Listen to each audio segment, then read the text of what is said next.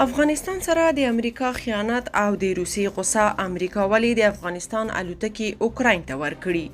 جزئیات همدلته وګورئ او چینل سبسکرایب کړئ.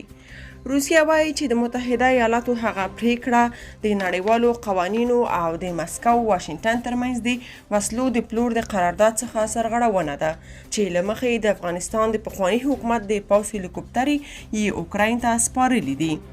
د واشنگټن پوسټ ورځپاڼې تېره اونۍ په یو راپور کې ویلي وو چې متحده ایالاتو 14 نظامي هلیکوپټرې چې د افغانستان د مخکني حکومت پوځ ته یې پیرلې وي اوکراین ته سپاري.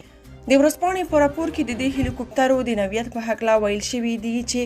MI-18 دي او دا چې د افغانستان د مخکني هوایي ځواک پیلوټان یې د ګټې اخیستو سره ښه بلد وو متحده ایالاتو د الوتکې د روسیې څخه پیرلې وي. په راپور کې ویل شوي دا چې د دې الوتکو پیسې متحده ایالاتو ورکړي نو په همدې خاطر د دفاع وزارت یا پینټاګون د تیر کال په وروستیو میاشتو کې کانګرس ته خبر ورکړ چې د الوتکې د امریکا په مالکیت کې راځي. خو د روسیې د تاس خبري اژانس د روسیې د فدرال خدماتو په ادارې کې د نظامی او فني همکارۍ څانګې په حواله ویلي چې د ادارې د متحده ایالاتو په دې اقدام اعتراض کړی او هغه یې د قانون خلاف بللی.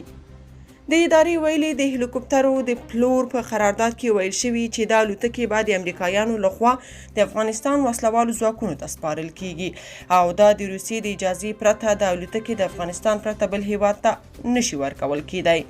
په همدې حال کې د امریکا د دفاع وزارت د راپور په اساس د شاوخوا 7 میلیارډ ډالرو په ارزښت نظامي تجهیزات چې متحده ایالاتو د افغانستان د مخکني حکومت امنیتي او دفاعي ځواکونو ته برابر کړي وو